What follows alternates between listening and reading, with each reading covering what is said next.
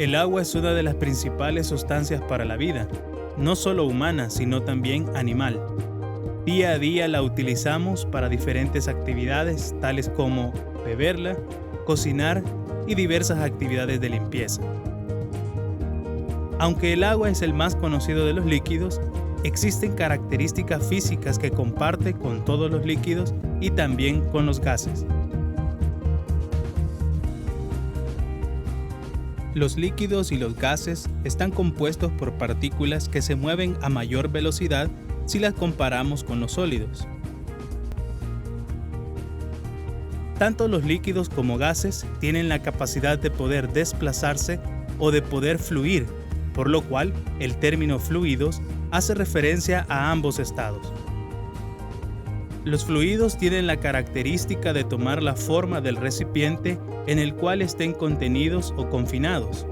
Además, los fluidos pueden soportar esfuerzos cortantes y recuperar fácilmente su forma inicial. Si alguna vez ha intentado cortar el aire o el agua, notará la imposibilidad de realizar dicha acción.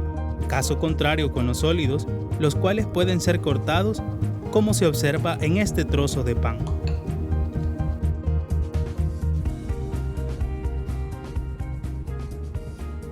En este video se abordarán los conceptos de presión, densidad, caudal y los principios de Pascal, Arquímedes y Bernoulli. La presión es un término al que estamos muy acostumbrados a mencionar constantemente y suele ser asociado con la fuerza que se está ejerciendo. Si bien es cierto, la presión y la fuerza están relacionadas, aún hace falta otro factor a tomar en cuenta. Ese factor es el área o superficie de contacto donde se está ejerciendo la fuerza. Considera una mujer que camina sobre tierra húmeda. Si la mujer está utilizando zapatos de plataforma, posiblemente se hunda levemente y hasta logra dejar una marca de la huella al caminar. Pero si por la misma superficie húmeda la mujer camina con zapatos de tacón, lo más seguro es que se hundirá dejando un agujero en la zona del tacón. Con esto se puede apreciar que la presión no solo depende de la fuerza ejercida, sino que además depende del área de contacto. A menor área, mayor presión se ejerce. Esta es la razón por la cual las agujas pueden penetrar fácilmente las capas de la piel, dado que el área es muy pequeña, con un esfuerzo menor se puede inyectar. Los fluidos pueden ejercer presión y aunque muchas veces nos parezca imperceptible, todos estamos sometidos a una presión bastante grande. Esa presión es causada por toda la columna de aire sobre nuestros cuerpos y es conocida como presión atmosférica. El valor de la presión atmosférica es de 101.325 pascales. Para tener una idea de qué tan grande es la presión atmosférica, esta es aproximadamente a soportar el peso de 6 personas de 186 libras de masa cada uno sobre la cabeza. Una manera de poder evidenciar esta presión que ejerce la atmósfera sobre los cuerpos es a partir del siguiente experimento. Tenemos una lata de cualquier bebida y se pone a hervir agua dentro de esta.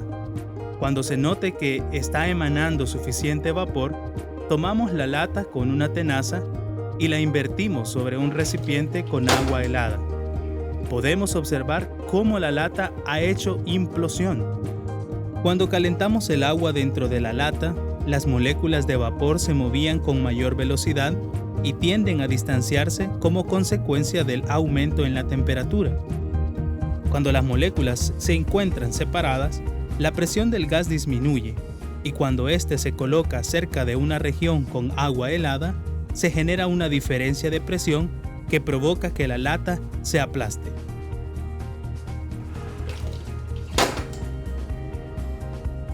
Con la siguiente actividad se puede evidenciar la presión que ejercen los líquidos.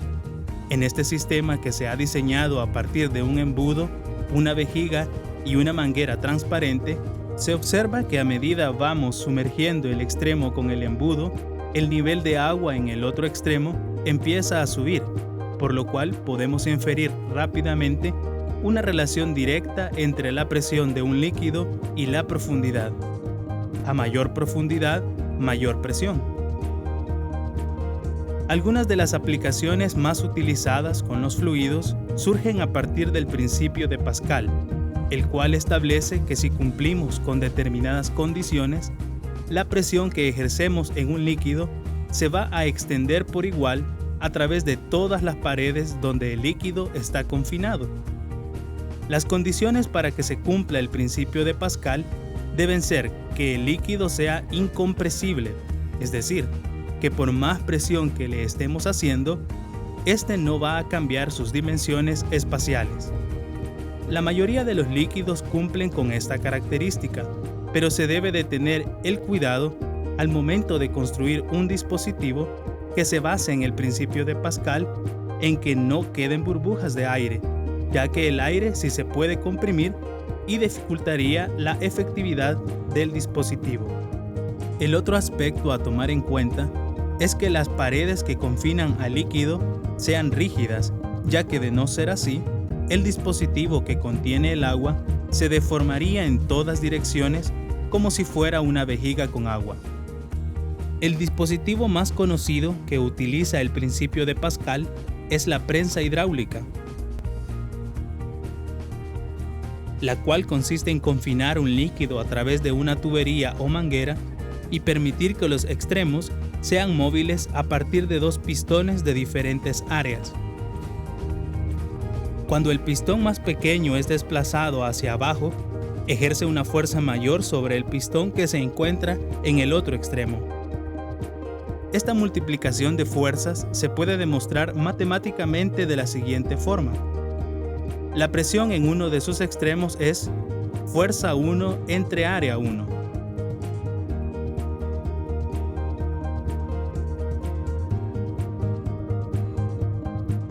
En el otro extremo la presión es fuerza 2 entre área 2.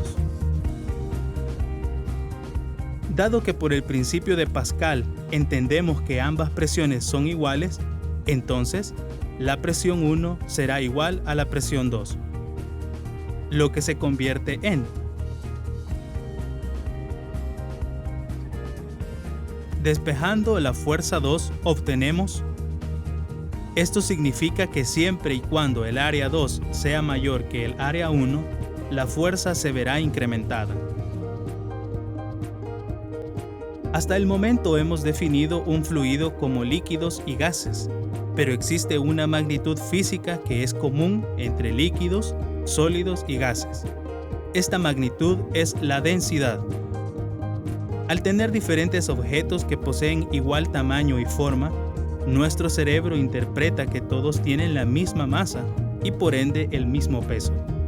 Sin embargo, al medir las masas de cada objeto, se percibe que sus masas son diferentes y dependiendo del material del que están hechas, así es la masa que poseen. La densidad nos proporciona una medida de la cantidad de materia que se puede almacenar en un espacio determinado, o en pocas palabras, nos genera una idea de cuánto material cabe en un mismo espacio.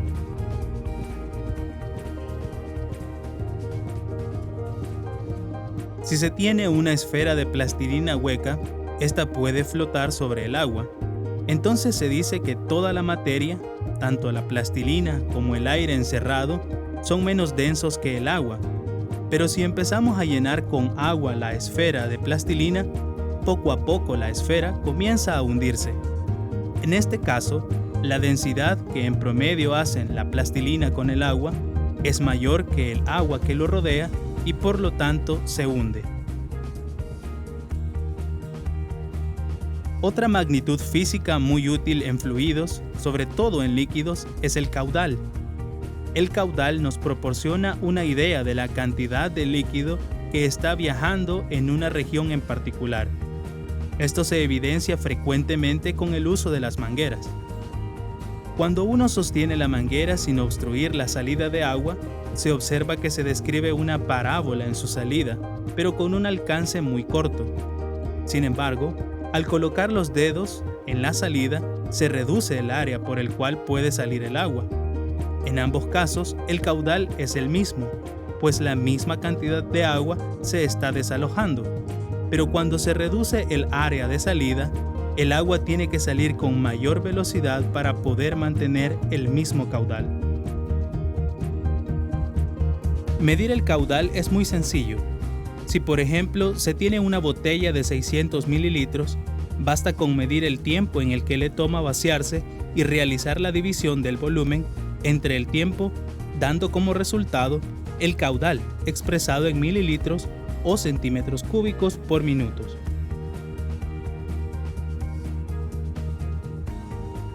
En este caso, tomó 2 minutos el vaciar los 600 mililitros.